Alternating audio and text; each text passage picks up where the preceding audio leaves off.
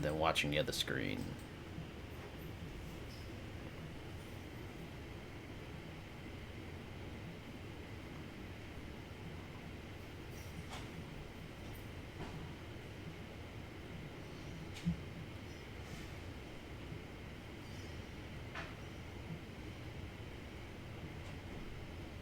Hey,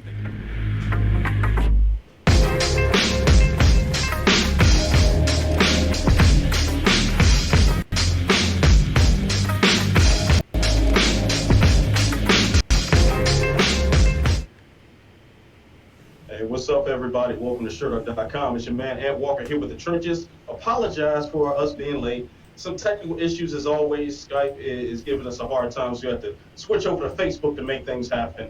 And then my mic started tripping on this other computer. But long story, I'm in an isolation room at my office right now that is ill-equipped to handle this, but we are here to do this anyway. And when I say we, I say yes, I'm joined once again by a man who needs no introduction, but we're going to introduce him anyway. He is a stellar individual. He's an incredible man, perhaps the best journalist that has walked the face of the earth. He is the man known as the birthday boy, Jason Burgos, a.k.a. Captain Prudential. Jason, what's going on, brother?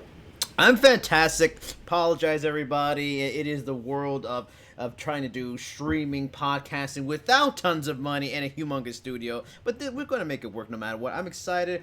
I'm back at it, as always, with you, my good friend, until you make me mad and I hate your face again. Well, you know, you're just seconds away from a demotion, so you go right ahead and test your luck if you'd like to. I mean, a birthday demotion would really make sense for you, honestly, at this point. I know. I was going to let you stay captain because your birthday was yesterday. That was going to be my reward to you. But if you want to be a smartass about it, I mean, you can be petty officer again. That's cool with me. That's all fine. I'm pretty good at being petty. I mean, I don't want to be a petty officer. I prefer a captain, but petty, it works. I mean, I'm probably the pettiest out of us two. Yes. One time you are right. You are right. I probably would take that title. However, you're pretty damn petty yourself. Yeah. Mm-hmm. I mean, I have a good New York kind of petty. I mean, where would you say your petty developed from? I mean, I'm an East Coast guy too. So, the East Coast breeds assholes. So it's a natural East Coast. Yeah, I mean, Philly's got assholes. Boston, D.C., New York. Yeah, you're right. Yeah, Philly's the worst, though. Philly's worse. Philly's worse than them all. Philly is trash. Philly and New Jersey, too. New Jersey sucks. Yeah. So before we start bashing everyone's city, I guess we do have a lot of stuff to talk about in the world of MMA. There's been a lot of really interesting news that's broken in the last just couple hours, really. So let's go ahead and get things going. All right, so where are my questions? Here we go. So Zafro, Texas, ask us, is it time for Bellator to cash in on Tyrell Fortune? As a person that was there at 225, that got to interview him in the media day, yeah, but I guess it means on your definition of what you mean cashing in. Is cashing in like a title shot? Of course not. Is cashing in a main event slot? No, but putting him from now on the main card, yeah, why not? I talked to him about it and asked him about it. This is his first main card fight, and he didn't have too many gripes about it. He felt it was finally the time and he earned it. But he's a well-spoken guy. He's got a little fire in his belly because he kind of dislikes the fact that there's some other of these high-touted prospects in Bellator that have been pushed heavily, like an Arapico, much more than him. He's a little bothered by that. You can go on Sherdog.com and see that interview where he talks about it. But, it's time to pull the trigger on Tyrell Fortune and get the marketing push behind him, put him on the main cards more often, and see. Maybe he's 7-0 now, I believe, or maybe it's 8-0. Maybe by 10, 11-0, maybe it is time to get a title shot and 2-3 more shots on the main card, get to 10, 11-0. Maybe he becomes Scott Coker's next Daniel Cormier, because he's a hulking. That is a large hulking man. I'm a short guy, but holy Jesus, that is a hulking individual, but very nice. Well, I'd say one thing, man. Bellator should be cashing in on Tyrell Fortune. Let's just put this into perspective right now. So Tyrell Fortune is definitely one of the better prospects at heavyweight right now. That's on the come up. So we all know this. He's 7-0 right now, 5 finishes out of those 7 losses. The guy's spectacular to watch. Now, they just announced Roy Nelson versus Frank Mir 2 as the Yeah. main event. So when we're talking about quality of entertainment here, do we really think Frank Mir versus Roy Nelson is top shelf mixed martial arts at this point? Now, of course, they have more name recognition, but the only reason why they have more name recognition than Tyrell Fortune right now, or someone of his caliber, is because they've gotten a push. People know who they are. They've had these main event spots. So you can't cash in on the Tyrell Fortune if you don't actually try to cash in on the Tyrell Fortune. That's really the problem here. So maybe they can finally use some of their senior citizen circuit cards to boost up a guy like Tyrell, put him as the co-main or something, and maybe you sacrifice the corpse of whoever wins that main event to Fortune or somebody of his caliber. And so there are ways to do this, but it just has to be done. Well, And, I have a good idea, and props to my boy Dan Yanofsky. He brought it up, and Tyrell Fortune's brought it up. What about, because he says he wants this fight, and he does it. This is part of one of the people he feels is getting pushed in front of him. What about the former Jack Swagger, Jake Yeager? I mean, he would. Or do they not? Yeah, I was gonna say, do they Yeah, not want to ruin Jake Yeager already? Is that what it is? Yeah, that's kind of what it is. Because when you get a guy like him, and you get what's the rugby player James Haskell that they just signed, and they made the big announcement about. And now I don't know much about James Haskell's martial arts background, but I know he came from another sport, and essentially he's there because of his name in rugby, and they approached him apparently. He didn't. Wow. He wasn't trying to start an MMA career necessarily. They reached out to him about this. Wow. So when you're doing it like that, you don't want these guys to lose. You don't want to put them in matchups that's going to expose how they're not martial artists necessarily. At least Hager, to my knowledge, he has a amateur wrestling background. Yeah. But I Tyrell Fortune was smoking, and I think we know this already. He's an established, legit mixed martial artist who has beaten a couple of established, legit mixed martial artists at this point. I guess that makes sense from a competitive standpoint as far as boosting him, or I should say from a marketing standpoint, but whatever. Like, this is kind of the problem with kind of having these guys that are essentially showpieces on the roster, because, like, what do you do with them? Yeah. Besides getting the next, journeyman who's working at the meat packing factory and throwing them in there. Like, that's really all you can do with these guys if you want them to win and look good. What would be the male equivalent of Hooters? Bulge? I don't know. I'm saying, like, they hire that girl at Hooters. Maybe they can hire a guy at the like a Chippendale dancer or something. Yeah, maybe something like that. Yeah, something like that. I mean, bartender at a strip club. Bartender at a strip club. There you go. That makes a lot of sense. So all you bartenders out there, and as a guy who was a bartender for a long time, this would have been my big break. Be on the lookout. Bellator's coming for you. You want to sign that contract. So, yeah, man. Shit. Okay. So actually, let's address one thing we got here in the chat. This is from Yojimbo 8500, who just saw the nice shiny new intro. Props to you, Jason, for putting that together. Flat Earth Deacon, reminding me to do something that I always forget to tell everybody to do. Like and subscribe. Go ahead and smash that like button. Thank you, Flat Earth. Thank you. Do that. And share that with all your folks, man. We need some participation up in this mofo. All right, so let's go on to the next question here. Next question is from Power2. What Bellator fighter, champion or otherwise, is better than his or her counterpart in the UFC? I had to think about this a little bit, and honestly, and there's a lot of Bellator champions I really like and respect. I really like and respect Ryan Bader. I think he's a really good fighter, especially at light heavyweight. I think he's very good, but he's shown some skills at heavyweight. I really like Patricio Pitbull. I think he's been a criminally underappreciated fighter in a lot of ways. Now he's a champ. I like him a lot.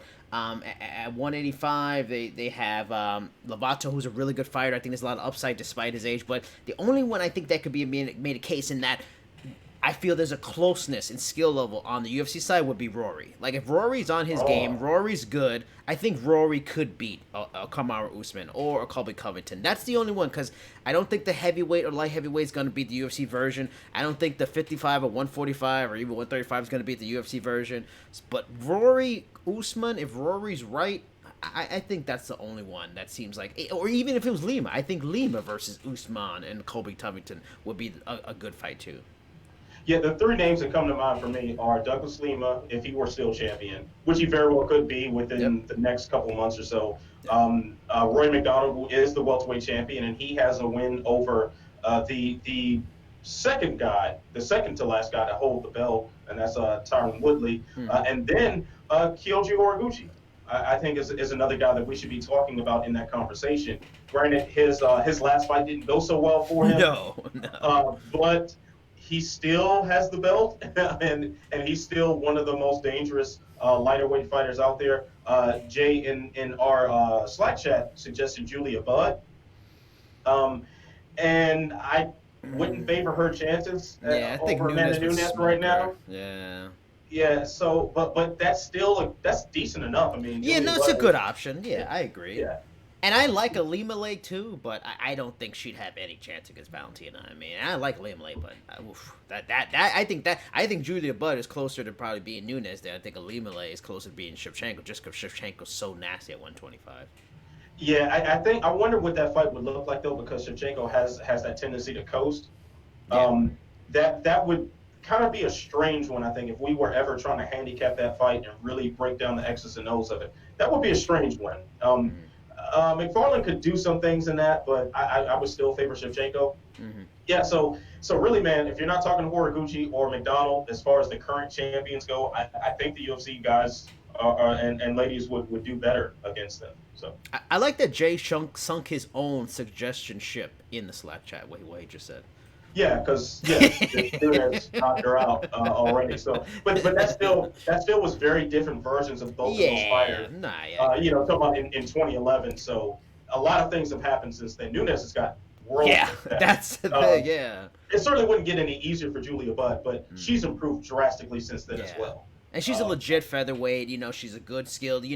I think she'd be a better test than Megan Anderson, Kat Zingano, some of these other names. She's a legit 45 that's skilled. So that's something. Yeah, definitely. I agree with that. All right, so let's go ahead and address a couple things we got in the chat here from 559 MMA Fan 1. That is quite the name. Says, and we were talking about Mir versus Nelson too. They said, nah, they old dudes. Yes, they are old dudes. B. Birdman says Bellator is Little League compared to the UFC. Wow. I wouldn't quite agree with that. I'll say this: like the top levels of Bellator and the top levels of the UFC aren't that far apart, in my opinion. Mm-hmm. Now, when you start talking about the lower down on the card, when you have guys on a Bellator card that could be 3 and 6, yeah, that's not a UFC quality prelim. So in that sense, yeah, you're right. Designated member saying they're doing the MVP route, waiting until his prospect status becomes a meme. I guess talking about Tyrell Fortune there. All right, so what's this say? This is supposed to say Pasadena, but the underscores are in some weird places, and it says Woodley is about to knock the next opponent the fuck out. Wouldn't shock me at all. He does respond very well to his losses by knocking people the fuck out.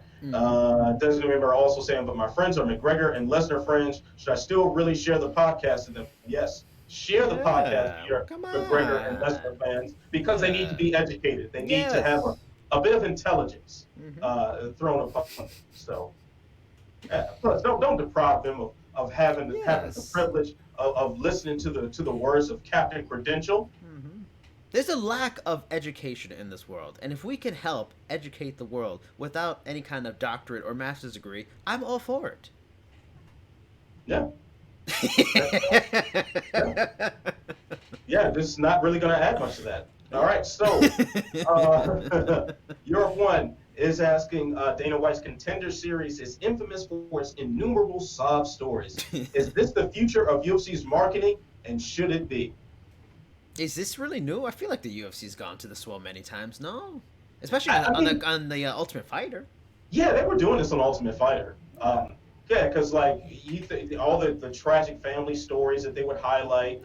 There was the one guy who was sad about his business girl or something, and he left the show. So they've always played the emotional heartstrings on Mm-hmm. the reality show aspect of it. But on the Contender Series, they just don't have the time to show you these guys, and that's not the format. To show you these guys just walking around on a regular basis, and interacting over time, and their psyche starts just unraveling under the pressure of being in this show under these strange circumstances. So you got to get all that tragedy, you got to get all the backstory in these 45-second video packages before they make their walk to the cage. Yeah. So the thing is, I wouldn't say sob stories should be the future of UFC's marketing, or it is the marketing now. It's the story. If the story is sob, or if the story could be triumphant, you could have a guy like Derek Lewis, for instance, whose story is pretty spectacular. A guy who was in prison for, I think, 3.5 or 4 years or something like that, and he comes out and decides he's going to change his life by getting into mixed martial arts. Like stories like that are incredible. Daniel Strauss has a similar story as well. So those stories are good, but they're not sad stories. But then of course you have the sad stories of a guy whose father just passed, and on his deathbed he promised him that he was going to win a title or something like that. And the story is what's important, not necessarily whether the story is happy, sad, or indifferent. So anything you'd like to add on that, Sir Credential? No, I think you nailed it. I mean, it's you see it all over the place in all kinds of formats and television shows and documentaries. You got to connect with people, and in a sport where it has these stars that are very questionable. With Connor and BJ Penn and some of these guys you don't like, and they're marketed that we're not big fans of. Maybe we need some good old sob stories to really get behind some genuinely nice, good, interesting people. With Daniel Cormier leaving the sport, we really could use some future stars that are just really likable and just good people. That would be nice. That would be excellent. That would be wonderful. So speaking of some guys who, one you just mentioned actually that seems to have a little issue there.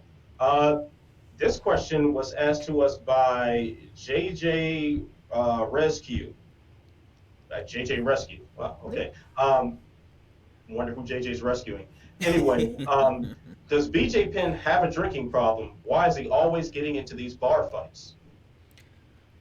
I could not make I could not make or give the opinion that he has a drinking problem. I don't know him well enough. I don't know what else is going on in his life.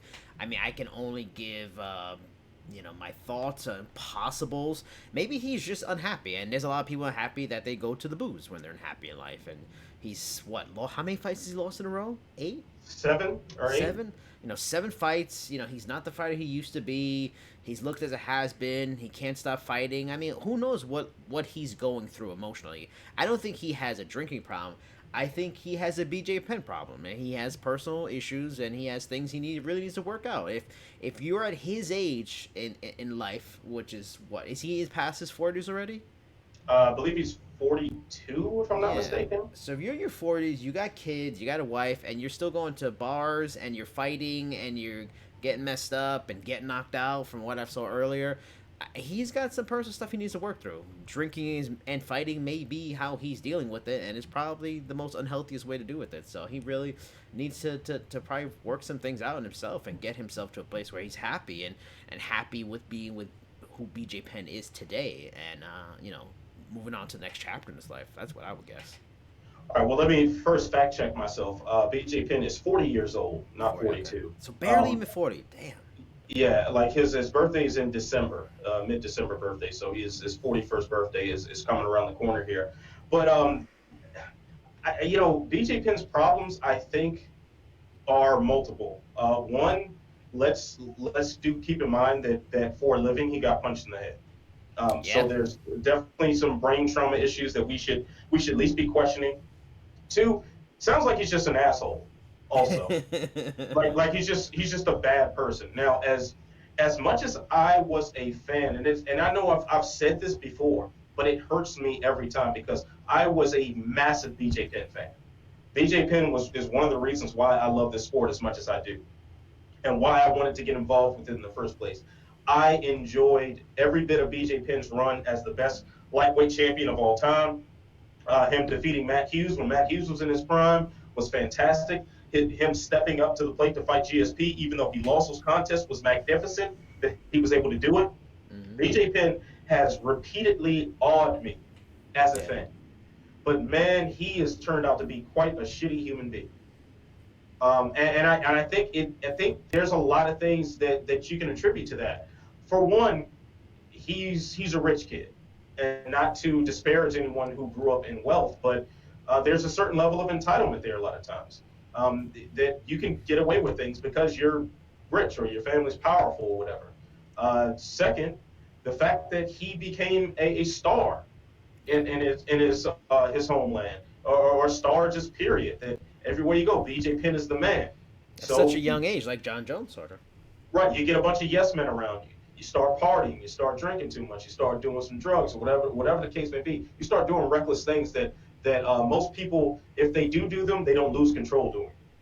You know, and then it's just this feedback loop of enablers, of yes men. And next thing you know, you got an egomaniac, a guy who can get away with, allegedly abusing his longtime girlfriend for years, a guy who can allegedly sexually assault the wife of one of his business partners, a guy who can repeatedly get into these bar fights and nothing seems to happen. I find it really interesting too that all these incidents that happen with BJ Penn, all these things that happen surrounding him, never seems to end in an arrest. You ever notice that? Mm-hmm. This man has been seen on camera fighting people outside, like committing felony assaults on camera. Never hear of an arrest. Multiple times accused of heinous crimes. Never an arrest.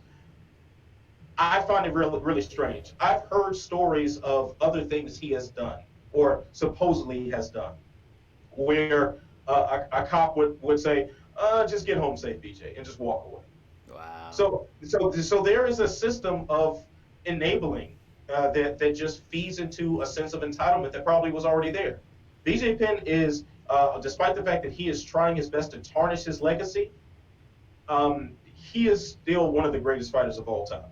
Mm-hmm. But certainly not one of the greatest human beings of all time. Like at this point, it's really just straight up disgusting that this man is even licensed to fight. Yes. I'm trying to think of one good reason why BJ Penn is still on the UFC roster. And I don't even want to hear like, well, Bellator would sign him up. Well, then that's Bellator's problem. Yeah. Then we'll ride them till the wheels fall off. Or if one picks him up, if one picks him up, I'm a ride on that. They're they wouldn't though. They want people with respect and honor and integrity. Guys like Shinya Aoki who flipped the bird at a guy after they broke his arm. He's a changed man. He's recuperated himself. I'm trying to figure out here, why is he still on the roster? He's on a record losing streak. So from a competitive standpoint, he doesn't belong there. No.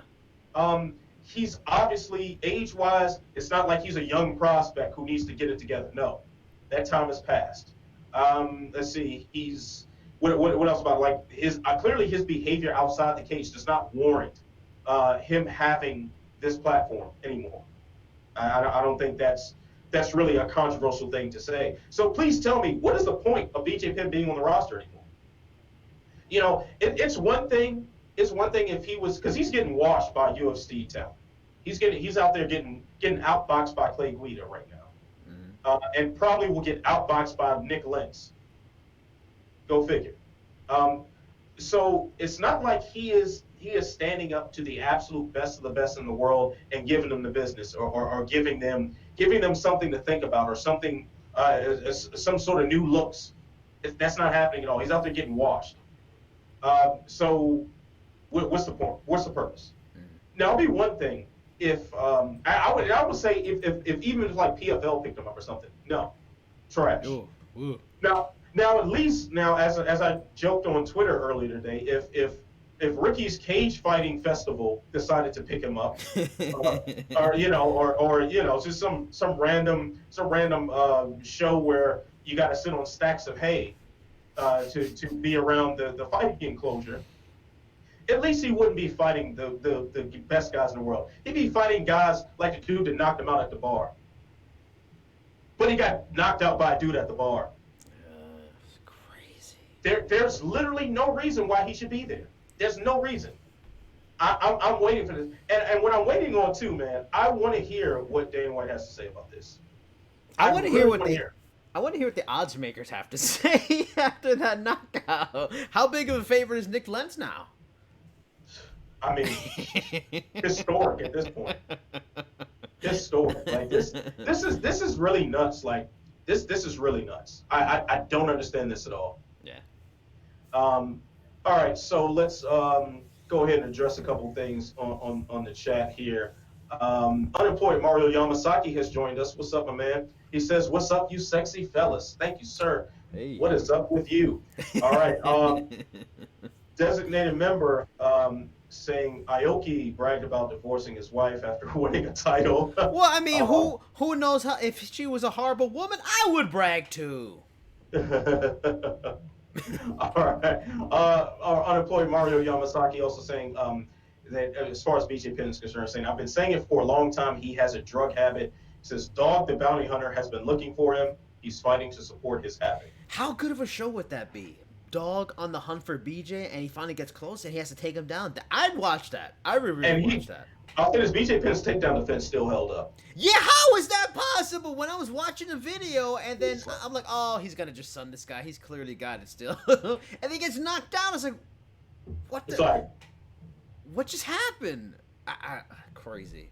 Unless that was a wise answer to Andy Ruiz, like that just looked wild. That looked really wild.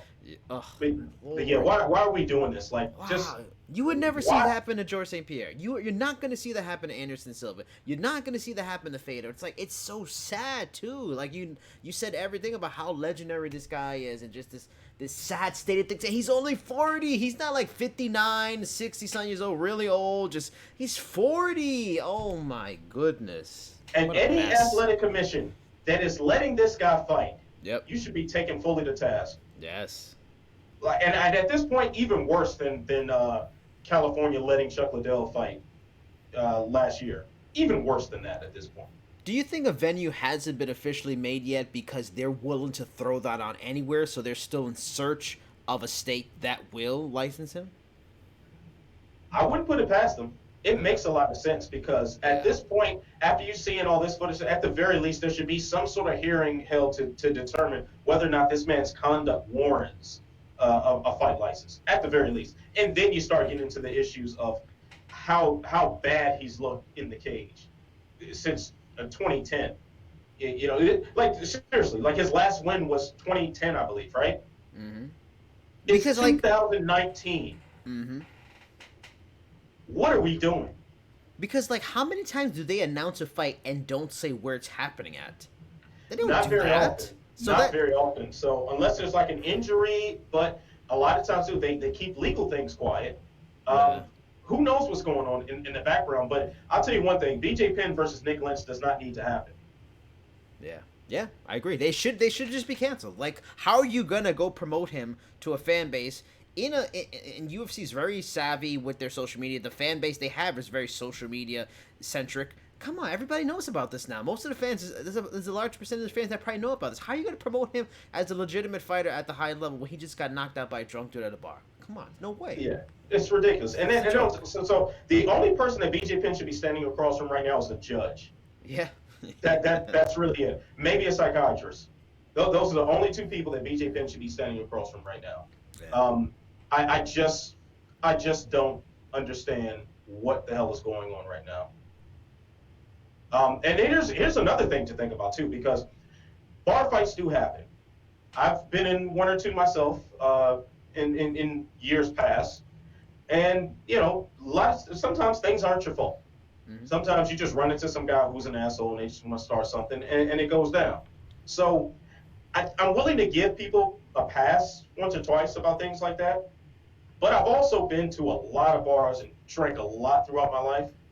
And I have managed to stay out of trouble during this time, too.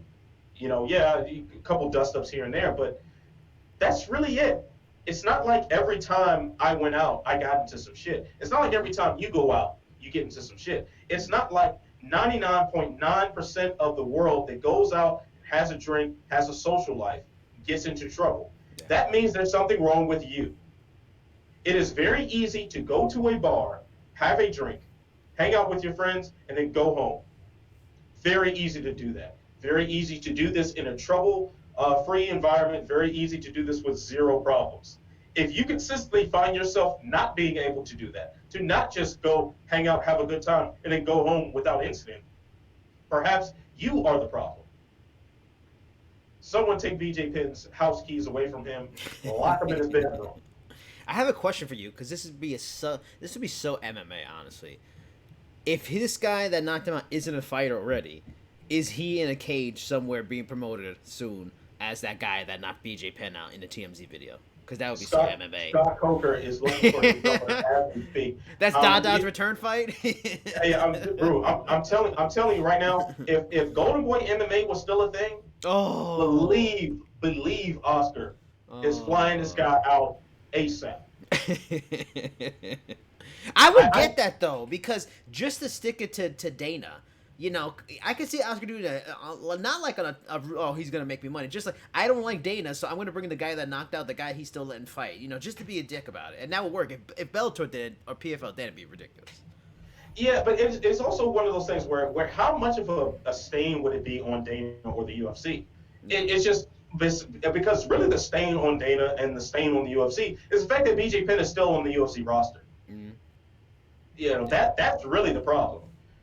So I wouldn't put it past Oscar to do something like that, as like a quick money grab, or just because it's stupid. Probably because it's really stupid, he would do that. But it wouldn't. I don't think that the angle of spite against the UFC. No, they've already shot themselves in the foot with this. And guaranteed, if BJ Penn is allowed to walk to the octagon to fight Nick Lentz or anyone else anymore, they should be raked over the fucking coals, without exception. Just merciless, because this is ridiculous. It's time to knock this all the way off.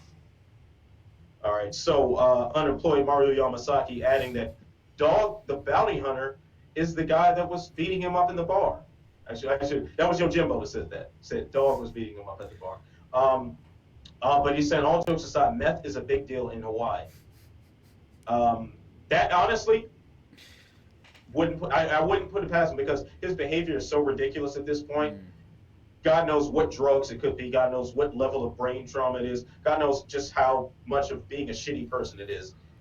It's just not a good not a good look at all. All right. Our resident business expert at Sherdog.com, Pat O'J, chimes in saying, beef plant worker TJ versus dude that knocked out BJ. That actually rhymes, so why not? Book it. Co-main event of a Bellator card. Yeah, that actually, I really could see that happening. Wow. So, from one questionable legal case to another, Kung Fu Z asks, thoughts on Anthony Rumble Johnson returning and at heavyweight? Dude was reaching his bodybuilder final form earlier this summer. Will this gas tank last longer than 5 minutes? So before I go into this, so what is the news? I didn't see this news. It's official. He is coming back. Yeah. So Ali Abdelaziz, who is his manager, is saying that he's targeting a March 2020 return. He's officially re-entered the USADA pool. Now, at the same time, though, apparently he reached some plea deal for his last battery case just like yesterday, and there's some restraining order filed on him as a result of this that expires, I think, in February. So remember that last case where he apparently picked up the girl or something, and when she was trying to kick him out of her house? Well, he did some plea deal or something with that, and I guess legally that's behind him now. He's got the restraining order till February, and now he's returning to the UFC in March, pending his approval from USADA. And it's supposed to be a heavyweight, or it's light heavyweight? Yes, at heavyweight. Wow, at heavyweight. Well, he definitely couldn't make light heavyweight at this point. Yeah. seen him Yeah. recently. Um, I mean, on a fight level, sure, who wouldn't be excited? He's a fun fighter to watch. But again, it's like, damn, man, another questionable person. And he's going to get a lot of promotion behind him because of what he's done in the sport and what he did at 205 to get a couple of title shots. And that's understandable. He put a good resume together. But damn, man, like another questionable person at the top of the UFC. It's a problem, man. It makes it hard to watch the UFC sometimes and fully support what they're doing. I mean, they are the lead promotion in the world without a doubt. But it's like, geez, another one, another questionable guy that's coming off of a case, So, yeah, I mean, I'd be interested. I'd be curious who to see he's matched up with, and I'd be intrigued to see what he can do. But give me some more sob stories because I'm tired of seeing guys like this getting a whole lot of push and support behind them. It just puts a bad taste in your mouth. Yeah, as far as before we get into the social implications of Rumble Johnson returning to the UFC under these circumstances, um, he definitely looked huge the last time I saw him. It was after he retired. It was like months after he retired, and he was huge. And I've seen pictures of him even bigger and just jacked up and muscle bound. We see him at BKFC as one of their ambassadors, and he's just hulking over everyone on the stage, and it just looks ridiculous. Like there's no way this guy's going at 205. Now, as far as him competing at heavyweight with the gas tank issue, excuse me, I don't think it's going to be any better. I don't see how it gets any better. The one thing you say maybe that he won't be cutting weight, maybe that gives him something. But I think Rumble's issues as far as him not reaching the absolute top, although he went very very very far and had a great career in that sense, what stopped him from being a champion, I think is a problem that a weight class change won't fix. And quite frankly, I don't think Rumble is in this necessarily to try to win a title at this point. Yeah. If he might be was trying to recoup legal fees. right, exactly. Like this could be to get some money. This could be because he's bored or something like. I could very well see him going in the UFC to take maybe a couple of fights and then just be gone again. Yeah. Especially if his cannabis business is doing well, which maybe it isn't. Maybe that's the issue. I don't know. But I would be very surprised if Rumble Johnson is intending on putting together a championship run. I think this is just something to do for one reason or another. Now, and I hate to roll right into this conversation right after my BJ Penn diatribe, but we have to ask some serious questions. Like, are these the circumstances that you want an Anthony Rumble Johnson to return to the UFC with his questionable past? Because once again, like let's talk about this. So I'm sure you've dated a number of young ladies, as have I before I was married. I managed to get through a lot of these relationships without any sort of domestic violence problems. Yeah. Just call me crazy. Somehow I skated through without it. But if you were consistently accused of these things by different women who don't know each other, maybe it's you. Just maybe. It's like, wow. But at this point, I think we just have to accept that the UFC just doesn't give a shit how you act outside of the cage, apparently. Yep. It's going to take a lot in order for the UFC to decide that you don't belong in their grasp anymore. It's going to take a whole lot because let's keep in mind it wasn't that long ago that we can talk about Conor McGregor punching an old man at the bar on video, and the next topic of conversation is when's he coming back? Yep. Are they going to use him punching the old man in part of the commercial? Because they damn sure to use him throwing a dolly at a bus full of innocent people in a commercial. At this point, like, are we really? What are we doing here? Like, I want to see something that says we care about how these people act. or are we just past it? Are we just letting everyone run rampant, and as long as they show up in the cage, then it's all good? Designated member bringing up something here on the chat. He says, "Well, Rumble trains at Team quote Women Aren't People, so I'm sure they'll give him the proper support."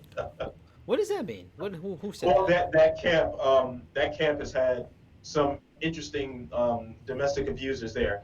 That's where, well, what's your man's name that's in jail now for sending dick pics to the teenage girl that Abel Trujillo. Abel Trujillo was part of this camp. Ah. Thiago Silva was part of this camp. Does he mean Black Zillions? Well, the old Black Zillions. Now it's Henry Hoops Combat Club. Yeah, Hard Knocks 365. Yeah. Yeah. So yeah, it's South Florida has interesting ways of doing things. It's Florida. Like it's Florida. Florida. Like why are we So expecting Florida, Pennsylvania, New Jersey, man, we only got 47 more states to go. Yeah, we are trashing every state here on Sherdog.com. Building the fan base, big time right now.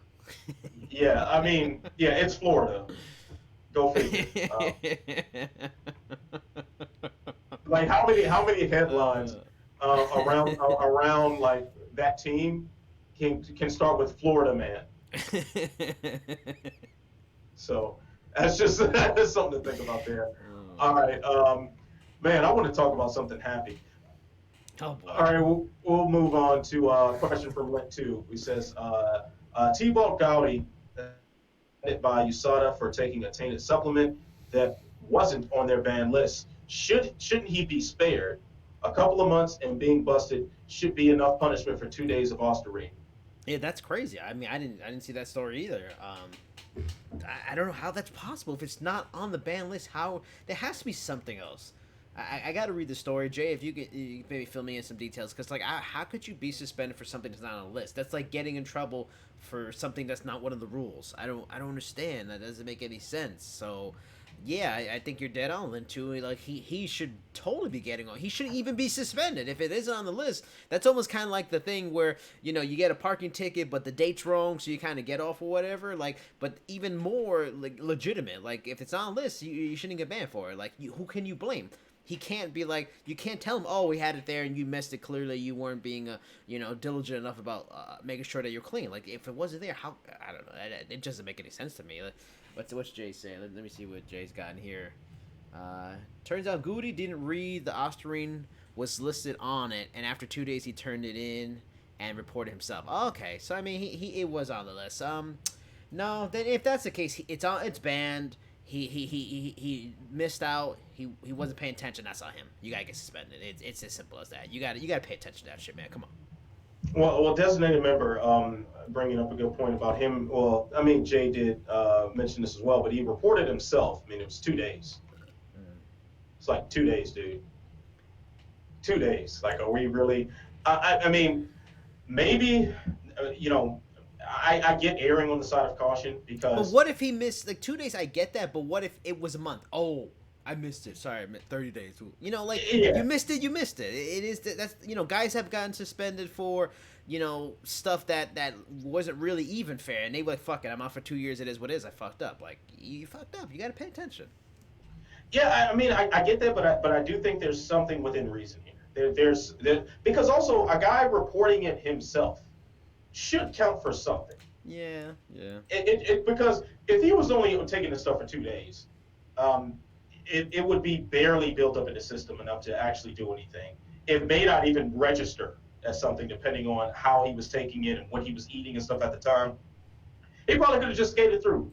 Like he could have just whistled and just put it in the back of the closet and looked around and just walked away. That he very well could have done that and gotten away with it. But the fact that he said, "Oh shit, I now I see that I shouldn't have done that," I think that should give you some sort of mercy.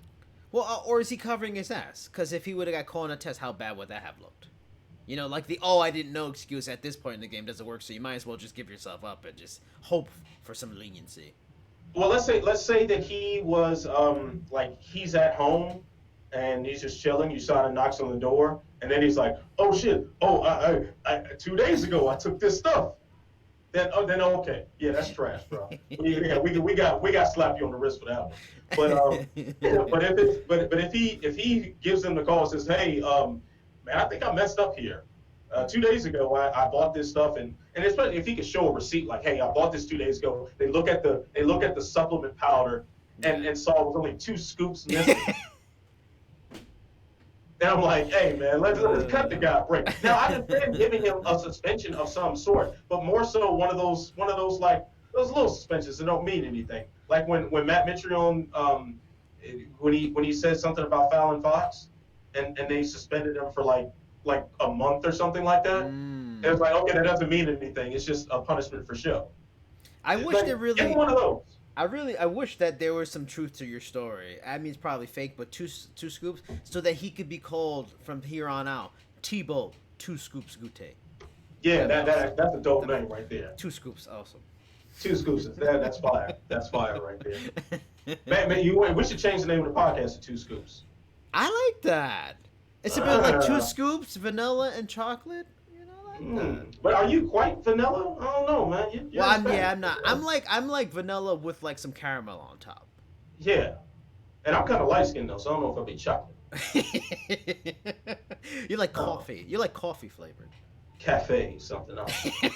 I like how you're really thinking about it. Like, yeah, we're gonna think this motherfucker out real quick. Designated member actually made a very good point in the chat. Yes, he did. Machida got 2 years. This guy got 6 months. Maybe they've learned. Yeah. Perhaps they have. We can only hope for the best. Designated member. All right. You like the dramatic pause right there? Yeah. Dun dun. I like that. Yeah, man. That's the drama. You got to build up to it. All right. So let's see here. Sam Puncher asking, 6 fighters from UFC 241 were asked to move up in weight, including Paulo Costa. How many fighters do you think will comply? So wait. Like after they weighed in, Dana suggested, oh, they shouldn't really be at this weight anymore. They need to move up. You're right. So California, they take record of the fight night weights, and if you're above 15% of what you weighed in as, then they recommend, and in some cases mandate that you fight a weight class up if you fight in their jurisdiction again. 6 fighters were asked to move up. 0 are going to move up. 0, they're not going to move up. They're going to do whatever they want. Yeah. They just won't fight California no more. Yeah, the question needs to be answered is, how many of them want to fight in California? Yes. There's how many answer. feel like complying in Cali? The answer again is 0. Yeah, so okay. Right. When that letter from the California State Athletic Commission arrived in the mail, how many of the 6 fighters wiped their ass with it? Seriously, yeah. I'm gonna jump out on a limb and say all 6. Especially when you done like Paulo Costa, the war he went through to earn number 1 contendership for middleweight. Yeah. And you gonna tell him to fight at light heavyweight? Yeah. Man, get all the way the fuck out of here with that. Yeah. Hell no. Like, man, he ain't changing weight classes. Man, knock that shit off. Yoel Romero was in there with the raspy voice at media day, barely could breathe, and he fighting at 185 like nothing. So Jay, could Jay tell us who are the 6? It's Costa. Who are the other 5? Do you know? Off the top of my head, I can't think. I can look at the bout order and figure it out very quickly, just from that. Let's see who could do it quicker, you or Jay. Probably Jay, because I'm juggling like 40 different things right now. You're one-handed it right now. Yeah, my screen is cluttered, man. This is nuts. This is absolutely nuts. I want to say Gabriel Benitez was one of them. I also would like to add that Jay in the chat mentioned, in terms of our possible new name for the podcast, as 2 scoops of fudge swirl and salted caramel. Interesting. Then remember suggesting I should run into Mahogany Walker. Too feminine. It sounds like feminine, like lady porn star, lady stripper. I agree 1,000%. Yeah. I like it if it was a woman, but good try. Yeah. Remember. Yeah, I got a beard. It's not gonna work. Maybe you will call Mrs. Walker Mahogany Walker the next time you're baby making. That is true. That is true. All the ideas are flowing here on the trenches. Uh, Oh my goodness. We gotta finish this show because I got to get home. All right. Big Daddy and Let's Mahogany. all right, so let's go ahead and uh, before this conversation devolves any further, which it definitely can, and I'm very scared of that happening. We're gonna answer this question from Beatdowns. It says, should the UFC stop doing champ fights, seeing as they just get stripped and are threatened to be stripped anyway, or threatened to be stripped anyway? um, I would like to see a champ actually, like what Daniel Cormier did. He actually tried to defend both, sorta. He didn't go back to light heavyweight, but if you're gonna be, I'd like to see if they were willing and the guy was up to the task of fighting maybe 3-4 times a year and defending both titles. I'm not against it, but it hasn't been the case. So yeah, they really kind of need to stop because these guys are just getting the title, saying, "Well, I've achieved what I needed. I've made history. I really didn't care that much about being the champion. I just wanted to be able to say I'm a champ so I can build my value and then I'm moving on." And that's not what it really should be about. And that's why kudos to Bellator for getting Bader back in there at heavyweight. And I'm assuming from what I've heard, the plan is for him to go to light heavyweight again to defend that title. He probably should have went to light heavyweight first, but I don't mind it in that Czech Congo is as deserving to get a fucking title shot as is anybody in that whole company. So he needed to get a title shot, but and also props to one championship. Ong Lan Song, he's a champ. He's been going back and forth and trying to defend them. And he even admitted to me when I interviewed him a few months back, if he can't defend it, he will relinquish it. Not because he doesn't want to, but he feels it's the right thing to do. And even when I talked to Czech Congo a few months back too, he said if you're going to be a champ, you need to fight like 2 times both titles a year. If someone was able to do that, I'm fine with it. Otherwise, yeah, they probably need to knock it all off. Yeah, I think the problem here with this champ thing is that it's lost the specialty. It's lost the novelty of Yes. it all. Yep. When Conor McGregor did it, it was a very special moment. It felt like history was being made. But since then, it just hasn't really. I mean, I do think Daniel Cormier's was spectacular. I do think Amanda Nunes was spectacular. I do think what Henry Cejudo did was spectacular. But it's become such a trend now that it's lost that flair. It's lost the potency in that accomplishment. Um, so so then also the UFC in a couple of those cases like haven't let the people try to defend. With I want to say, well, Connor definitely brought that upon himself. So he wouldn't count. Nunes has the ability. She can, if there actually was a featherweight division, maybe she could defend. Henry Cejudo now with his injuries, he may not be able to defend anytime soon, and they're going to start the interim cycle from what we're understanding. Yeah, I guess this is just stupid. Yeah, I guess they should just knock it off. I think I've come full circle, and I've talked myself out of defending this in any way, shape, or form. Yeah, just knock this shit off, man. Yeah, there you go. Like if it feels like history and feels special, okay. But now I'm over it. Trash. Pat OJ in the chat here, telling us who the 6 fighters were that were told to move up a weight class in California. Sabrina Mazo, which no shock there. She looked massive in that fight. Brandon Davis, Kyung Ho Kang, Manny Bermudez, Sadiq Youssef, and Paulo Costa. So Yeah. Also, it's funny that both Patrick and Jay both answered it. Good job by everybody. oh yeah, there's a nice group effort there. Go team.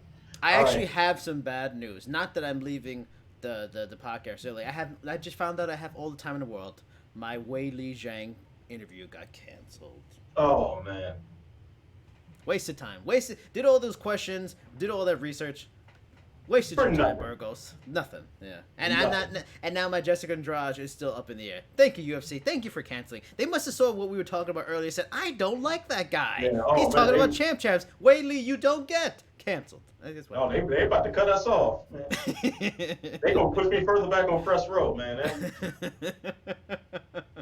Man, so I don't know, I'm gonna get a worse seat next time. They let me in the building. Okay, so we got a question here from Endless Critic. He says, how fast is Eddie Alvarez going to get knocked out by Arcelor? Can you say that name?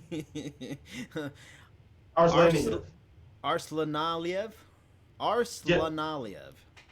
yeah, I that don't guy. know. Um, I was looking up I wasn't really quite sure of who that was at first either, and I had to go check. I don't know. I mean, you know what? The guy he lost to originally, Nastyukin, was the guy that a lot of people were very high on. Is this scarier, underappreciated, serious threat in that division? So I don't know a ton of Arslanaliev. Um, I don't know. Looking at their records, this guy has like 9 fights. Eddie Alvarez, I know he's not with the guy he once was, but he's still a very experienced fighter. And Eddie Alvarez isn't like blown up and well past his prime and done. He's still a good fighter. He still beat Edward Foliang. Edward Foliang's a good, very good fighter. He got kicks and he got hurt, but he still beat him. If you just beat one of the former champions of the division, I'm not. You're not. I don't think you're gonna get run over by some 9-8-1 guy. So I'm probably gonna pick Eddie Alvarez in that fight, and if he's got really feels like he's got something to prove, because the interesting thing was when he beat Foliang, he seemed like happier than normal. But part of me wondered if he felt some pressure after losing that debut and some relief from getting a win and an impressive win. He may really have a fighter's belly to knowing that he almost got eliminated and he only got back into this tournament by an injury and just filling back in. Maybe he's a fighter's belly. Maybe he just runs right through this kid. So I'm gonna say he won't even knock him out. I'll say that. I bet Eddie Alvarez wins. Yeah, I'm not going to take any bets against Eddie Alvarez at this point. I mean, I do think the Foliang fight, although he did win that fight, it looked a little worrisome for me when you think about the type of career Eddie Alvarez has had and the level of damage he sustained over a very long period of time. So while I don't think that was an indicator that he'll be smashing people for the next 5 to 10 years, I still would favor him against just about everyone else in one. Mm-hmm. So, yeah. So yeah, I'm not betting against him on this one. So let's move on from that. Cheeto Ortiz asks, "Who's up next for Jon Jones? Jan Blachowicz, maybe at 244." Yeah, like Cheeto, I appreciate it. You are a regular. You give us questions all the time. I really appreciate it. This is not my favorite question of yours because I feel like we've talked about this so much. I don't know, Cheeto. Jon Jones is gonna fight Blade. Maybe he fights Black Panther. I don't know who he's gonna fight at this point. Part of me doesn't even care. I've talked about it so much. I'm over it. Just give him whoever. Jan Blachowicz. I guess the hair is not being blown back by Jan Blachowicz, Jon Jones. Part of me kind of hopes, it's Dominic Reyes. He wins his fight, and no disrespect to Chris Weidman, but Chris Weidman beats Dominic Reyes, it is really gonna mess up the division even much more. So I don't know. Dominic Reyes, I'll throw that out there. It's not gonna be Jan Blachowicz. Your turn, please take it away from me. I don't want this anymore. Oh man, cranky credential. I see you. See it just with a little spiciness on that answer there. I guess Jan Blachowicz could be next. I don't think at 244 though. It looks like Usman Covington is going to be the main event for 244. Now they do tend to try to stack the Madison Square Garden card. So if they can get Jones against Blachowicz, yeah, cool. Why not? But I know Jones has an aversion to fighting in New York. I know he says he wants to do it, but the taxes in New York kind of make him shy away from that because so much of his income will end up going to that state government. How dare they? Yeah, but also, I mean, he's fought in California a couple times, or at least one time, two times, yeah, that I can remember him fighting in California. Yeah, and California has really high state taxes as well, so I'm not quite sure if that will be the deal breaker as far as the tax situation for him to fight at Madison Square Garden. Maybe the UFC ups his guaranteed pay to offset it. But Jan Blachowicz being next, okay. Nothing's really that exciting right now as far as number one contenders at 205. Blachowicz is as good as the next guy. I guess he would get the call up. Other than that, what do you think? Maybe the winner of Corey Anderson and Johnny Walker? Yeah, I mean, but even then, if Johnny Walker wins that fight, I still don't think that's I don't know, man. Yeah, I think it'd be Whatever. more Corey Anderson. I know you've been a big supporter of Corey Anderson, push for him, man. Now he's trying to really go out there and talk shit about Jon Jones and draw some attention. So if it was Corey Anderson, yeah, maybe that's the guy. His resume is solid enough over the last few years. You could make a case, and if he somehow beat Johnny Walker, who has a lot of hype behind, a lot of interest behind, and he beat him impressively, then I guess you could make a case. But again, the hair is fully in place. I mean, just about a year before 244, almost exactly a year before that was 230, Mm-hmm. and at that time I was saying Corey Anderson should have fought Daniel Cormier for the light heavyweight belt. Yeah. So yeah, Corey Anderson, 2019. Yeah, whatever. It's one of those things where Yeah. we really don't know. Like at this Yeah. point, Nope. anything's possible. Yeah. Sean 37 with a question here on the chat. Any quick thoughts on Carlos Condit versus Mickey Gall? Is that something in the works or That's finalized? official. It was announced today. Wow. Damn. It's for it's the a weird, DC card. it's a weird matchup just because of the huge experience gap. But it somehow fits because Mickey Gall is in a place where he needs a test. He needs a serious test, but maybe not too far. I would have liked Mike Perry because of what happened with Mike Perry calling him green for mentioning that he was sick in his last fight and he got all that kind of stuff. And I Yeah, asked Gall about it. that you instigated, right? Yes, that I would like to be a fight booker, and if that happened, that would give me a lot of joy. Jason Yeah, Shelby.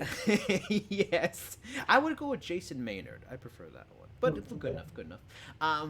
Yeah, I like it, and then Condit's not in a place where he's really his relevancy has fallen back, but he's not like in a place where like BJ, where it's tough to watch him. He's still competitive. He's always been a fun fighter, a joyful fighter, has a good fan base.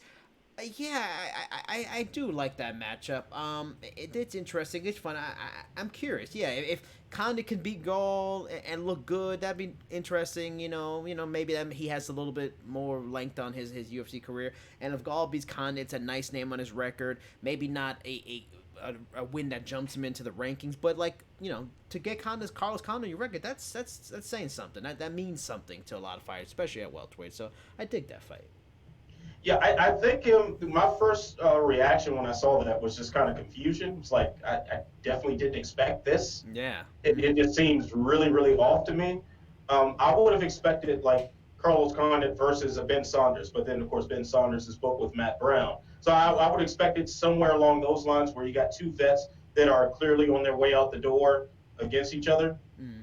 But the more I thought about it, the more sense it made because at this point, no secret that Carlos Condit is not the Carlos Condit from yesteryear. He's not. He's no longer interim champion Carlos Condit, who is just smoking people.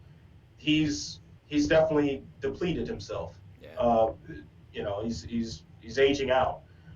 At the same time, Mickey Gall, I think we've seen time after time that he's not exactly the most skilled guy in the UFC, despite the level of hype that he came in with. Like, think about this: his hype is based on fighters that were very inexperienced. Yeah. Mike Jackson. I mean, be CM Punk, Sage. Sage is and but Sage pretty green as well. So it's kind of like, Sage shouldn't have been in the UFC when he was. Mm. So you're talking about a guy who got into the UFC on a gimmick too quickly and has paid the price as a result. So you're dealing with a guy who clearly is kind of phasing himself out of mixed martial arts with a guy who may or may not belong at the highest level of mixed martial arts. So in that sense, two birds with one stone. We'll see which man stands and who has at least one more UFC fight left in. Mm-hmm. See Jeremy White asking, any thoughts on the return of Todd Duffee to the UFC? His fight with Frank Mir was one for the ages. Wait and Was see. it? Yeah. I don't know. I'm not going crazy about Todd Duffee returning. I'll wait and see. I'm indifferent to it, really. Yeah, it's one of those things where I don't really care right now. Mm-hmm. I think once we get closer to his fight date, then maybe I'll start forming some thoughts on it. Yeah. it's just one of those things. Like he's a guy that I quite honestly was never high on to begin with. I mean, Yeah. he did have the record setting knockout on Tim Hague, but aside from that, he didn't really do anything Yeah. other than look like a comic book hero. Mm-hmm. Like, and then we see him get smoked by Overeem and I think it Dynamite. was Yeah. Dream. Yeah. Yeah. So it's kind of like what we got smoked by Mir. So like would it be, I think that was Frank Mir's last win. Come to think of it. Mm. So it's like, what are we doing here? Like, all right, he's Yeah. back. Okay, Yeah. I'll watch it, but I also get paid to watch fights and talk about them. So there's that. All right. So, Jason, would you mind running down the poll question and reading the results to the good folks watching right now? The question for this week in the poll is: will you be watching UFC China live, or maybe UFC Shenzhen? With the answers being yes, can't miss a live event. Second answer being no, but I will watch it later. And then the final answer being no, I'm not going to bother with this card. At number one, surprisingly enough, but that just shows the dedication and the strength of UFC, is with 42% the answer of yes, can't miss a live event. 37% is the second answer for no, I'm not going to bother with this card. I actually was wondering if that might be one. And the third answer with 21% is no, but I will watch it later. All right, so let me just call out 42% of the people who voted this, saying you are all liars. Yes, Unless, yes. They don't know what time it's overseas. at. Unless you're overseas. Yeah. Because you are not watching this fight with a bunch of fighters that you probably don't know who they are at 3 in the morning. What time is Sorry. it? 3 in the morning East or 3 in the morning Pacific? The prelims start here at midnight. Okay, so it's 3 East Coast then, I guess, or 2. That would be 12 to 1, 1 to 2, 2. Yeah, 3 o'clock East Coast. Wow. Yeah, I will be in that 21%. No, but I'll watch it later. Yeah, like what I think was probably going to happen is going to be on, because I go to sleep late a lot of times, so I'll probably be up. Like I'll be up, like me and the lady watching a movie on Netflix or something, and relaxing. I'll have a glass of some sort of whiskey on the rocks, and I'll sip that and chill. Then the next thing I know, fight might just roll on. Like, all right, let me check this out. And then about the third fight, I'll be knocked out asleep.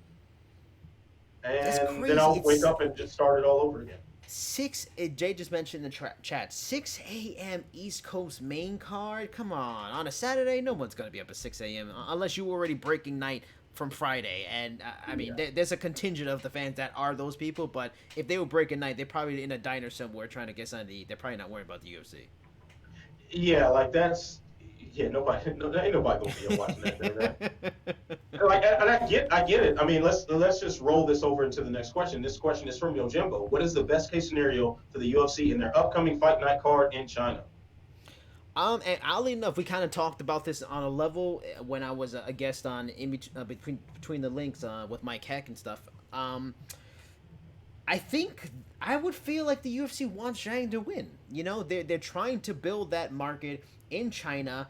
On a business level, it makes a lot of sense. It's one of the biggest economies in the world, one of the most populous countries in the world. They want to further grow that. They got the UFC PI. They want to grow that market. It's a ton of money out there. But I also threw this out there on that podcast. On a competition level, it could be very interesting for her to win because we know one championship is a big thing in Asia. They've had events in China, but that's still a market I think they're also developing and trying to get into. If the UFC can kind of undercut that and have a Chinese star as one of their champions, and then young Chinese people or just martial arts fans start watching that brand maybe a little more because it's a champion in the UFC. She's one of ours. If they could kind of undercut them and have a champion from China and really dig into that market and step in the way of one championship, it serves a lot of purposes on a competition and a business level. So, I mean, Jessica Andrade is great. She's fun to watch, but you never know with how they feel about champions that don't speak English at this point, which she doesn't. So, I don't know how far they feel they can market her in certain parts of the world.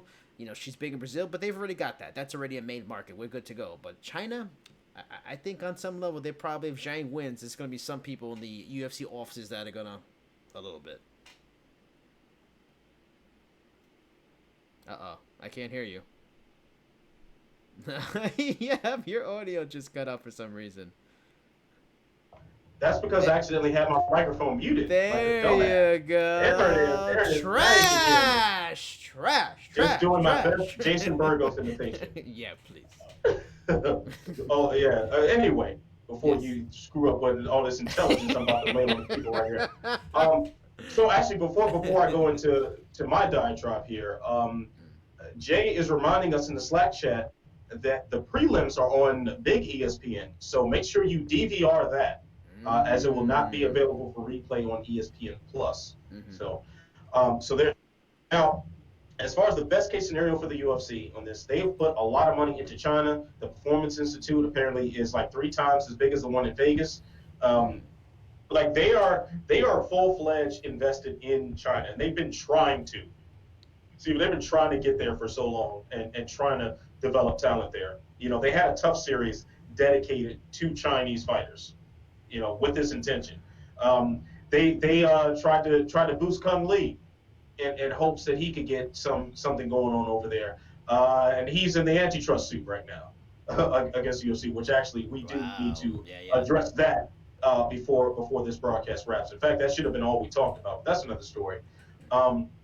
So the best case scenario for the UFC is for Weili Zhang to go in there and smoke Jessica Andrade. That is the best case scenario, because then you have a bona fide marketable star there. Now, I don't know, and we said this before, like, I don't know as far as her star power, as far as her personality is concerned and everything, but it certainly would help that Chinese market if you have a Chinese champion who is capable of absolute violent destruction. Mm-hmm. That would not hurt at all. And one championship has not been able to form a consistent presence in China. So that would be huge. There are, like 2 billion people in China?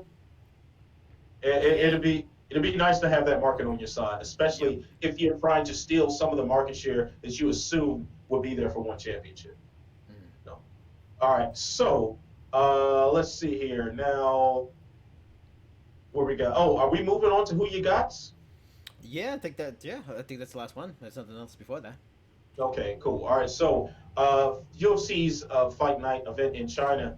Jason, who you got? Kai Kara France versus Mark De La Rosa. I'm gonna go with Kara France. I don't feel overly confident about it, and the betting odds are similar in that he's a 175 underdog. I mean, a favorite to De La Rosa's 155 underdog, but I think he's a more dynamic fighter. He seems to be on a bit of a roll. Yeah, I'm probably gonna lean Kara France. I would say a decision win by Kara France. That's kind of what I'm feeling too, man. Kara France is a pretty entertaining guy to watch. I think he has a lot of upside, and he seems to be putting things together a bit better lately. His last loss was like the New Year's card in Ryzen a couple years back. He's been on a roll since then, so I don't see why that would change necessarily. Oh man, yeah, I got to go with him. Mark De La Rosa, coming off of a loss too. I think this is Kai Kara France's fight to win. So I'll give it to him. All right, Jason. Now, who you got? Easy Dos Santos versus Li Jingliang. I gotta go Dos Santos. I mean, I feel like what's funny is that Zhang Liang is one of their more established Chinese fighters, I would say, I guess, in the UFC. But I've never necessarily been overly impressed by him, while Dos Santos is almost the opposite. It's like all he's been of late is impressive with these finishes he's had in 3 in a row, and he's won I think every single fight since his UFC debut. Jay, you can check me on that. So he's been on a sick run. He seems very talented. He's a good striker.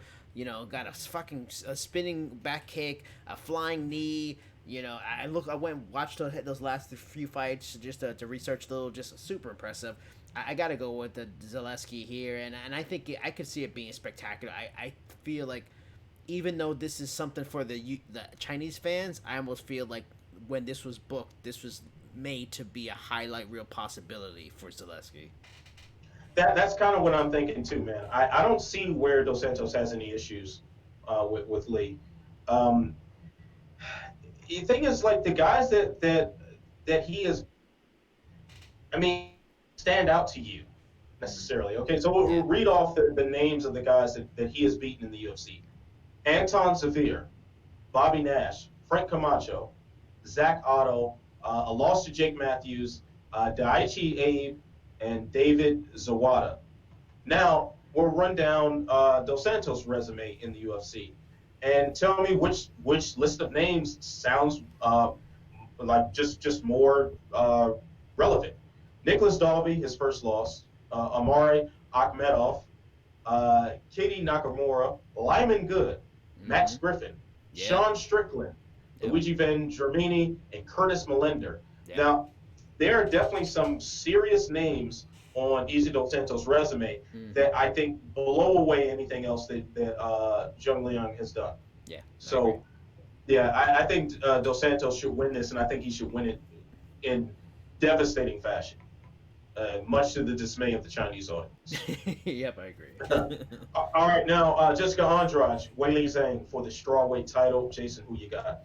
I'm gonna go Andrade, but it's fascinating that line. She's only a 165 favorite to Weili's 145 underdog. That's interesting. I mean, it feels like Weili's still kind of like an unknown commodity despite having 3 fights in the UFC, but she has been impressive. Her fight against Aguilar was dominant. Beating Torres means something in that division. You know that's a sign that you are at the elite level. But I still gotta go Andrade in that she really can do so.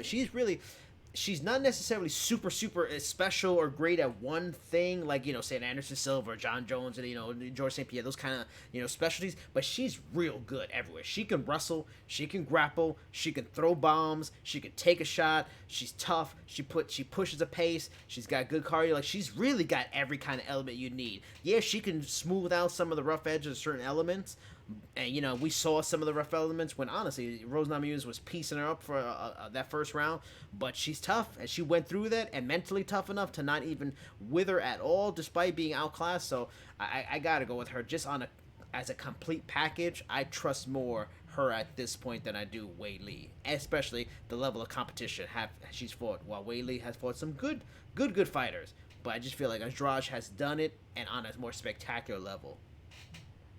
Yeah, I don't think I could say it any better than that.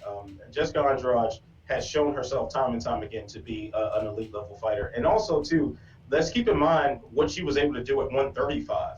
Mm-hmm. Like she had a spectacular resume at bantamweight. She Yep. drops to strawweight, and it's business as usual. Like it's phenomenal what she does, the level of power that she has. I think she's more well rounded than Zhang as well. Um, the thing is, like Zhang has shown herself to be, at least at the UFC level, fairly one dimensional. Like a lot of shutdown grappling, as opposed to the pure devastation that Andrade has shown herself capable of. Now, maybe Weili Zhang can stretch it out to the distance and wear away at Andrade that way. Yeah. But man, she's got hell to pay to get there. She's got hell to pay to get there, and I think Andrade should defend her title. Yeah.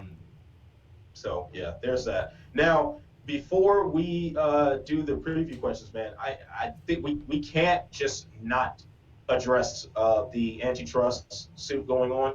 So let's do that really quickly. Pat Auger, our Sherdog resident business guy, he did drop a question for us. It wasn't on the chat, but I know this question was. He did try to relate this question to me earlier today. I just forgot to insert it earlier in the show. But he says public information shows that the UFC would never let fighter wages rise above 20% of total revenue. How do you think this will affect fighter contract negotiations going forward? And do you think it will push the fighters to unionize, knowing the company is trying to keep a ceiling on pay?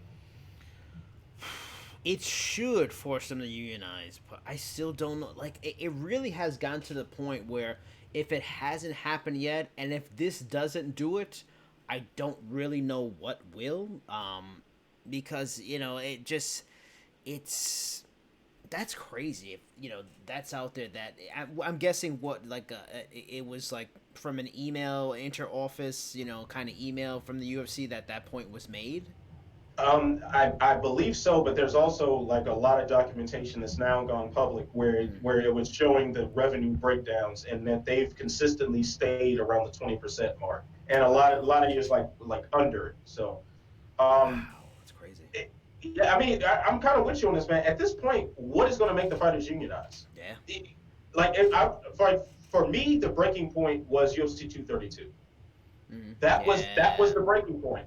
When the company decided that they're going to move an entire event on days' notice and pretty much give the fighters the middle finger as far as the income tax was concerned, with the change in the change in states, so their take home money was going to be different, as far as transporting the extra members of their camps and their families and whatnot. And this was done around the holidays, and the UFC assisted zero of them with any of that. And you saw the reply I got when I asked about the tax situation. So, um, if that isn't enough to make the fighters unionize, what is? Because this information about the 20% of the revenue, this has been reported before. We've known about this, but it hasn't been officially confirmed. Yeah, because it's Um, not shocking, but if there is official, it makes it hits home a lot more. I mean, I guess it should, but at the same time, are you surprised by this at all? No, not really. Like the UFC has consistently taken fighter revenue away and lined their own pockets. They've signed this ridiculously lucrative deal with ESPN. Fighters see none of that. Yep. They Lost pay they per stripped view. away the sponsorships with Reebok, Yep. right? So they've done so many things to where the fighters see nothing from it. Um, I at this point, if they are not already unionizing, if this already isn't a topic of discussion amongst the fighters at large, it never will be. Yeah. It's that simple. By having this written down, that they're trying to keep it at 20%, it doesn't change anything, because this is information that we were privy to. We didn't have the documents to back it up, but I believe John Nash of Bloody Elbow was saying this. He was saying it was in the 15 to 20% range several years back. Like, I want to say about 4 years ago, he put that out. That wasn't enough to make anyone care. And shout out to Pat Oj, who's done some excellent work in this. Check out his article on Body Lock MMA. He's also a writer for them.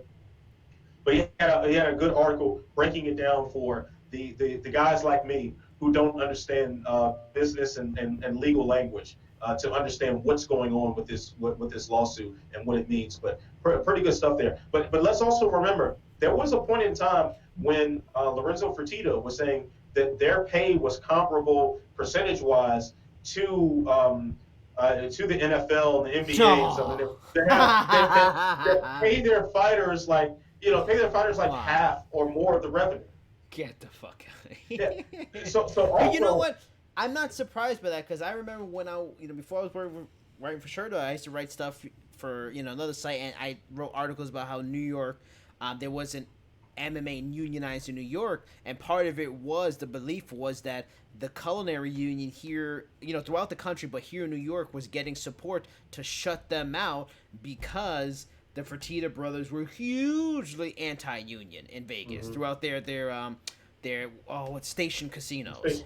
yeah. So that was just they were getting it on the other end. It was almost payback by the culinary union and through New York MMA legalization. I mean, eventually went through, but I'm not surprised would say something like that, and unions get shut down, and the way they treat their workers, it's in line. It's funny that it continues on despite the Fertittas no longer being with the company. Yeah. So I mean, that's ridiculous. Let's also think back to because another interesting thing that was brought up in this, that I believe strike forces pay along, like the last couple of years that they were operating, was somewhere around the 50% mark for revenue shared with fighters. Wow. And they were part owned by the owners of the San Jose Sharks. So they're following the NHL model. So they just pay, they just standard fighters get half of the fighters get half of what's going on. Yeah. So, but Do you remember when the Strikeforce guys were brought over and Dana White was complaining that they were getting paid too much? No, but I can believe he said that. Right. And so yeah, I definitely remember him complaining to the media about some of the Strikeforce guys getting paid too much money. And that's because they were getting 50% of the revenue. Pat OJ saying it was 63% that the Strikeforce fighters were paying, Wow. which I know that's definitely on par with a lot of the major leagues. So I think 50% is kind of like the starting point. And props to And Scott Coker, because even with Scott Coker right now with Bellator, I think it's like 46% or something like that, 43 yeah, or 46%, something in that range. and even with the welterweight and featherweight Grand Prix, those guys are going to get $1 million for winning that thing. They're going to get whatever they're making anyway, and if there's a new contract, they're still going to get the money. But then they're going to get $1 million in the back end. I do not see the UFC throwing out $1 million to anybody or any kind of big extra bonuses out there like that. Yeah. Oh, they also got they could get their own sponsorship money as well. Yeah, So they're yeah. that's something there. Which which I was talking to somebody that's like an agent and stuff like that. That I think the Reebok deal and the UFC, not doing that anymore, it's really killed the revenue market and sponsorships. Like for some people, sponsorships are worthwhile, especially if you're at the elite level. But for the lower level guys, sponsorship it just ain't there really anymore. Yeah. It ain't the But I same. mean, yeah. But of course, that would be different if they could wear it in the UFC. Exactly. Yep. If the UFC was still doing it, forget about it. We'd still be seeing Condom Depot stickers all over the place. Dynamic fastener forever. Yes. Yes. Also, so Pat OJ saying 44.7% is the Bellator Wow. breakdown. So yeah, so Wow. right in that same range. See Jay bringing up on the Slack check. Alistair Overeem was brought in from Strikeforce with a massive contract, almost 400K disclosed in his debut against Lesnar. Yeah, I definitely remember Dana White complaining about him, and I think Josh Barnett as well. Wow. So yeah, so that just kind of shows you the mentality of both. The fighters still ain't going to unionize though. Nope. No, it's unbelievable. It's. I think they've almost. It's probably been nurtured in them, and like just the way the UFC promotes to be about yourself, do what you gotta do, and then they promote Conor. See, look at what Conor's doing. Be like Conor. That's like that mentality is like thinking a lot of fighters' brains, and that's where they're all trying to talk shit and stuff like that. Stop talking shit. Talk to each other, and make a union. Stop trying to talk yourself into money fights. Get together and get a larger chunk of the money. That would be the better thing to do. Yeah, I do find it pretty interesting too that like remember when they stopped the sponsorships on the trunks and everybody had to go Reebok and they were getting those really trash Reebok payouts Mm-hmm. as compensation. And this is after they already ruined the sponsorship market with the sponsorship tax. So that had already been done. Yes. But Oh, but but crazy. then you start then I remember they were saying like we don't want these fighters to look like NASCAR, and they just got all these different logos and patches on them. How And then terrible. but then they wanted to have this clean professional look. But then you look at the UFC cage Oh. and you've got every logo since the day before forever And plastered dude, on the slip cage. on them. It affects fights, dude. Slip on those fucking things. And it looks so silly. It's so crazy that you say, okay, you guys cannot make money by these logos on your trunks. You're going to take this little check instead, and we want this clean professional look. But the official corn nuts of the UFC, the official phone provider of the UFC, the official vodka of the UFC, the official rum of the UFC, like the official everything of the UFC is plastered on the cage. Yep. And then they got to be real pissed to see Proper 12 on there. How about that guy? Oh. But at that point, like if the fighters are not unionizing based on all this information, and then to have something like 232 happen, they're just not going to do it. So this is more interesting for us to Yeah. break down and discuss because they don't seem to give a shit. Yeah. Yep. All right, so we're going to move on from that to ask some preview questions for UFC 242. You can find these questions answered all over the preview articles that will be released on your beloved Sherdog.com for next week's pay-per-view. So let's go ahead and start up. Jason, how many more wins will Khabib Nurmagomedov need to become the greatest lightweight of all time? That's the thing. in especially I think MMA as much as any sport. That's where it differs. Boxing is a little different that way. I don't think he needs a wins number. It's not a 7. It's not a 10. It's who you beat. If he were to go beat Conor again, if he were to go beat Tony Ferguson, if he were to maybe move up and win a title 170 against a top star like that, it's really who you beat. He's already on the cusp of the conversation. He just needs a couple of more wins, and that's what made a Sugar Ray Leonard or Floyd Mayweather or Manny Pacquiao or George St. Pierre or a Jon Jones. That's what took them to those levels of greatness. It's who they beat. They beat former legends. They beat other champions. They beat top contenders. He's already done a lot of that. He just needs a little bit more. I mean, he's already got a stellar record. His record is amazing. If he just wins 4 more fights and is out, that record is fucking spectacular. What is he like? What is he like 22-1 right now, or 20? Oh, Khabib? Yeah. It's 27-0. Oh, 20, so 27-0. I mean, if he gets past 30 and he beats Ferguson, he beats Poirier, he beat Conor again, I don't know how you can make any case he's not the greatest lightweight of all time. And honestly, maybe put in the conversation as one of the greatest fighters of all time. Yeah, I'm with you, man. It's got to be the quality of those wins. So, let me go ahead and scroll down here and make sure that I have these facts straight, because I am of the mindset that his greatness in the UFC is more recent.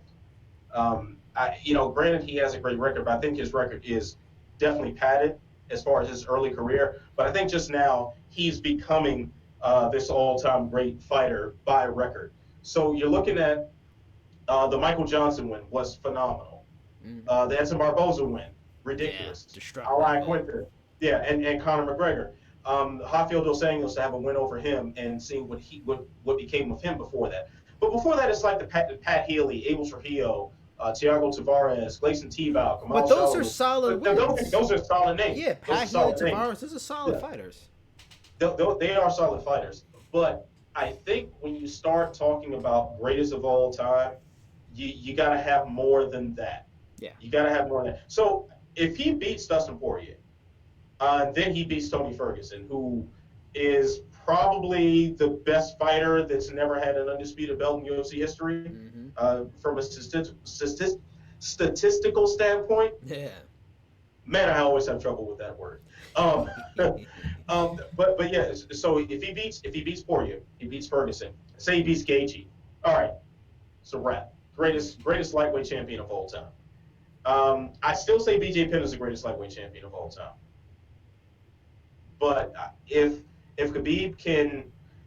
Khabib lasts longer than he says he wants to, he can beat that. Because he has talked about retirement. If he were to beat Poirier and then retire, it's still not good enough for me. But a couple more, we're there. We're clearly talking about the greatest lightweight champion of all time. All right. Next question here. What can Paul Felder do to improve on his first performance and exact revenge on Edson Barboza? I mean, looking back, that fight was 4 years ago now. I mean, he's changed a lot since then. He's become a more he's a more dangerous striker, more intelligent fighter, and a more refined striking style. And he's changed camp. He's at Rufus Sport and stuff like that. I just think just this newer version of Paul Felder compared to the version that fought Barboza the first time would be enough. I don't know if that makes sure he can beat him. Maybe Barboza just has a style that's not a great matchup for him. I mean, but I just think this newer version is more matured, grown version of Paul Felder is enough. I don't know if it's a technical specific reason or thing he can do that can he could beat Barboza this time. Just he's grown as a fighter. He's a better fighter than he was 4 years ago. That's enough for me. Yeah, I'm with you 100% on that, and I think we got to give a lot of credit to what Paul Felder has done as an analyst. Yeah, he's been a spectacular analyst. He's a great commentator, and I think that has added a lot to him as a fighter. To sit there and study tape and break things down for other people and be on the outside looking in. I think when you step back in there, you have a lot to work with. You have a lot more possibilities that you can explore in the cage. And I think that could make the difference. That could be just what he needs, because when they fought the first time, it was a great fight. It was a fourth battle, and I don't that much separating the two. Mm. While I think Barboza got the win clearly, I mean, Felder was there the whole time, and it was just a couple little things that could have been done differently, a couple of decisions that could have been made that would have voted better for him in the long run of that contest. So I think Felder, with the improved mind, with the improved fight IQ, might be enough to exact revenge. Now, I'm not necessarily picking him to win this fight. I still haven't kind of done my due diligence on mapping it out from the X's and O's standpoint. But Paul Felder, with the improved mind, is enough to beat Edson Barboza. Mm-hmm. All right, next question is from Iron Nick 94. If both Islam Makhachev and Khabib Nurmagomedov continue to win, would they fight each other considering they're friends? I don't think so. I mean, if they're friends, it seems like with Khabib, his friends are his family, and he's not going to fight his family. And probably likewise, like that Dagestani culture, how tight knit it is, and yeah, I don't think so. But let's pump our brakes a little bit on Makhachev getting a fight with Khabib. He's got a long way to go. He's got some good solid wins on his record, like Chris Wade and stuff like that. But let's pump the brakes. It's a long way away. If it gets to that, I don't think so, but still a long way away. Yeah, I think any talk about Islam Makhachev being a title contender is very premature. Mm-hmm. Very premature. And I do think he's overdue for some big break fight that's gonna boost him to the next level. He's certainly overdue for a ranked opponent. That's for sure. But hasn't had one yet, so we can't even entertain this conversation. I think by the time Makhachev is able to climb the rankings, I think Khabib is going to be retired. Yeah. I don't see that as a possibility. Now, if you put them in a situation where he was the number one contender and Khabib is still champ, I don't think they'd be that averse to fighting each other, because fighting is more about the competition, and it wouldn't turn into a personal thing. They have the same manager who has had his clients fight each other multiple times, and yeah. I'm sure he would encourage that because that's double payday. So he caked out with Cejudo versus Marias. Caked out with every PFL fight when it's just like his clients fighting each other. So from a management standpoint, it wouldn't be prevented. I think they would be of the mindset that they just want to fight and get paid and compete. I'm sure they beat the hell out of each other in training on a regular basis. Maybe it makes for a bad fight as far as like a stalemate or something that we find very, very unfulfilling to watch. But I don't see what the issue will be about these two fighting each other. And they wouldn't trash talk each other, of course, anyway. But, yeah. Okay, next question. Last question, I should say. Mm-hmm. Is Curtis Blades, who has only lost to Francis Ngannou twice, the best dark horse contender at heavyweight right now?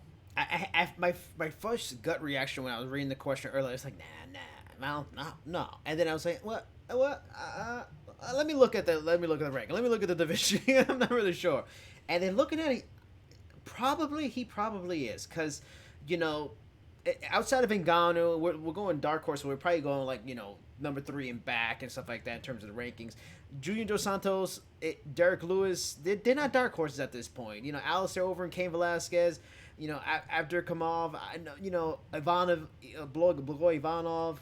Walt Harris ain't there yet. The only one I would think maybe is a possibility would be Alexander Volkov. Like, he could be a dark horse, but he has the skills. He was unbeaten in the UFC, I believe, and then he lost to Derek Lewis, and he was winning that fight too.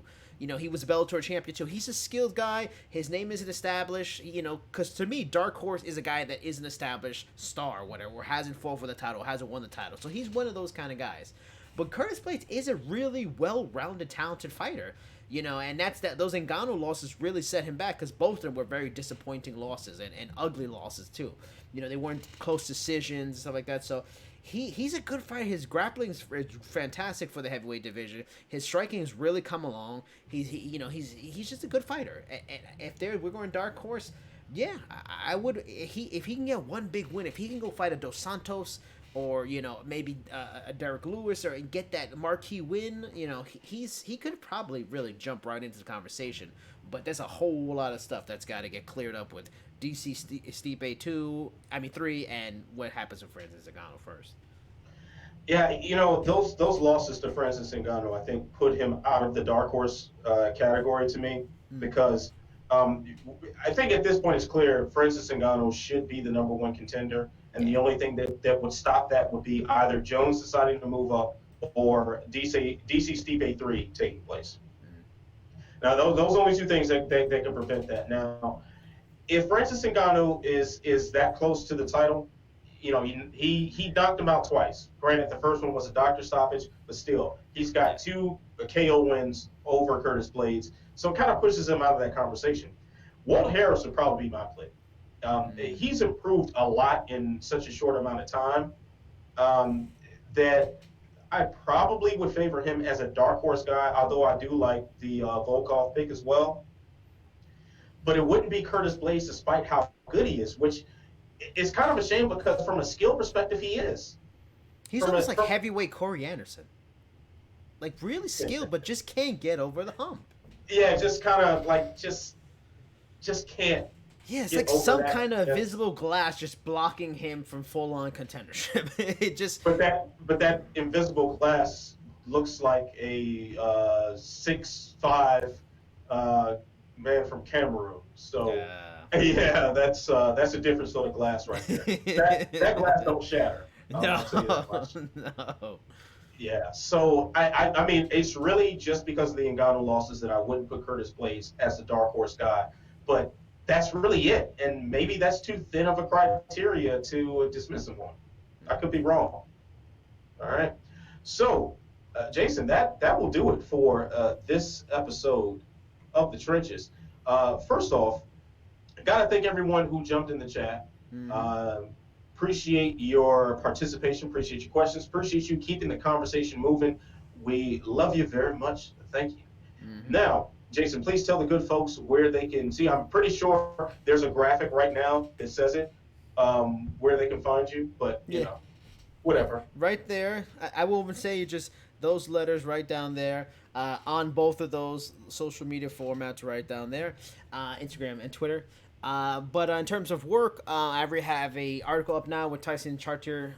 He's a coach, manager, and agent out of New England. He works with Calvin Cater, Rob Font, a lot of talented fighters that are now getting into the UFC from the New England area. It's just about how New England MMA has really started to come into its own, and it's a place where a lot of talented fighters are coming out. There's a few in the UFC now, one on the Contender Series, DeCastro. New England, he got into the UFC. There's some other guys coming in the Contender Series. So, that's a real fun, interesting interview. I also talked to Derek Krantz, who is on the UFC Shenzhen card on Saturday. Got to talk to him about his UFC debut on 6 days' notice from the LFA into the UFC against Vicente Luque. On 6 days' notice, my man had to cut 27 pounds. So it's no shocker he blew his load real quick in that fight, and unfortunately you can't do that with Vicente Luque, but looking to make a better second impression in his UFC return at Shenzhen. As I mentioned before, Weili Zhang interview canceled. That's a bummer. I was really looking forward to talking to her. That hurts my heart a little bit. Hopefully, I'm supposed to talk to Jessica Andrade, but that's already been rescheduled. So my, fingers crossed, but I don't feel good about it. But hopefully, maybe you'll get a Jessica Andrade story from me on video by Friday. Outside of that, that's it. So as usual, Cheap Seats Chat, Instagram and Twitter. All right. Well, I'm Ant Walker. You can find me on Twitter at AntWalkerMMA, which is displayed right below there. You can also find me on Instagram under that name. I don't post much, but follow me anyway, because I might at some point, maybe. You never know. As far as what I have coming up, Ask Ant, the mailbag column, the good, bad, and the ugly about the UFC's event in China. Those will be going live over the weekend. And then I might have a video or two on cue for MMA On Point. I think the last one they put out was about interim champions, so check that out. Should have some stuff coming there soon. And then also, it feels like I'm forgetting something. Oh, yes, check out Off the Chain next week as well. Oh, wait, it's Labor Day next Monday. Yeah. we might not record that mofo. You never know. So follow me on Twitter to find out, because I don't know at this point. But anyway, so once again, thank everybody for jumping in the chat, asking your questions. Thank you everyone who left questions on the forum as well, and everyone who was silent.